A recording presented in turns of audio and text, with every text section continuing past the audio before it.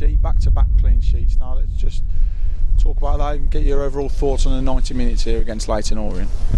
Yeah, clean sheet is something that we strive for. First and foremost, we're not free flowing, we're not scoring plenty of goals, so we've got to keep that back door shut and try and win games on the 1-0s or the 2-0s, obviously.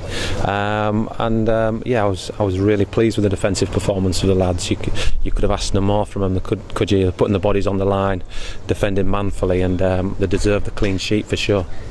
And a team in Leyton Orient that were in form, but you wouldn't necessarily have guessed that based on the overall performance from the home side today.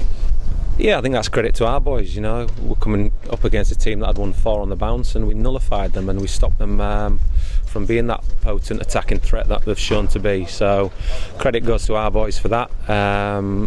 Obviously, we want to hurt them up the other end, which we weren't able to do today. But no, it's a very pleasing defensive performance.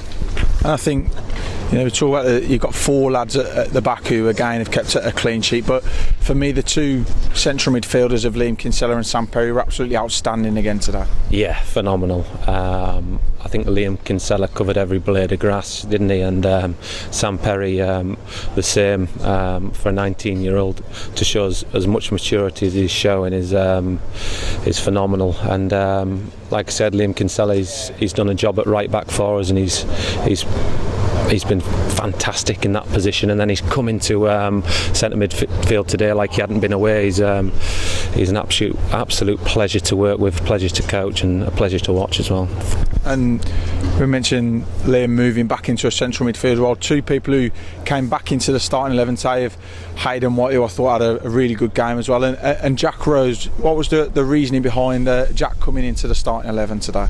Well, Robbo had got an injury prior to the game. He wasn't able to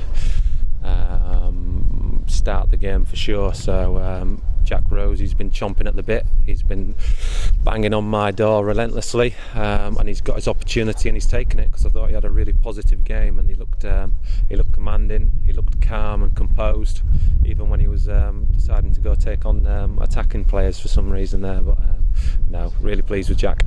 And again, testament to the defensive side of this game, that Jack didn't really have an awful lot to do, did he really? Because I don't think there was a shot on target for the home side in this game today.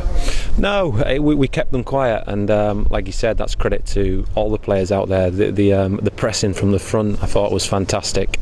We're a team that defends from the front, and I thought that was fantastic. And like you said, the midfielders, and I'm sure Tyreek Wright's running stats will be through the roof. He was unbelievable. Him and Manny, the amount of effort that was out on that pitch. You could ask for no more from the boys in terms of effort and application and attitude. They're absolutely running through brick walls for Walsall Football Club, so it's difficult to be too disappointed with them. I'm gutted that they haven't managed to get that win, which they deserve, but it's hard to be too disappointed with them.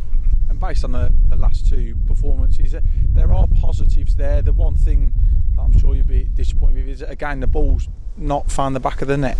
Yeah, I didn't think we created as much today to find the back of the net. It was a different fixture to the Harrogate one. I thought the Harrogate one, we bossed that game and we deserved to win it thoroughly, whereas this game was on a bit of a knife edge, 2 teams going at it, nullifying each other. But you could see when Rory Holden came onto the pitch, all of a sudden the attacking intent it accelerated, and it was a lot quicker and a lot more positive and brighter. So we've got that to look forward to. We now need to go into the Forest Green fixture looking to win that game, and being a bit more of a threat a la Harrogate Town. And Rory coming into the fold for a good 45 minutes. Whilst he's probably not fully up to speed, which is to be expected, there's glimpses of what he can bring to this team, as everybody knows.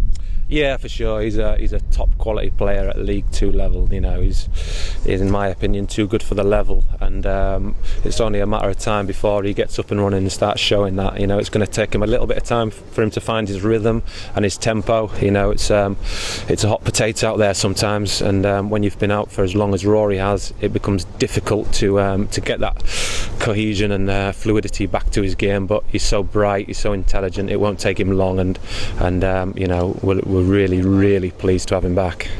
And he came on for Keelan Lavery, who seemed to pick up a knock. Is there any early diagnosis on that one?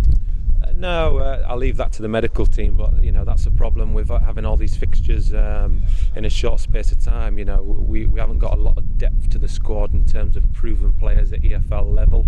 Keelan Lavery falls into that bracket, and he'll be sorely missed if he's going to be out for a sustained period, because he's been the focal point of our attack. So fingers crossed it's not too serious and he can be back with us soon.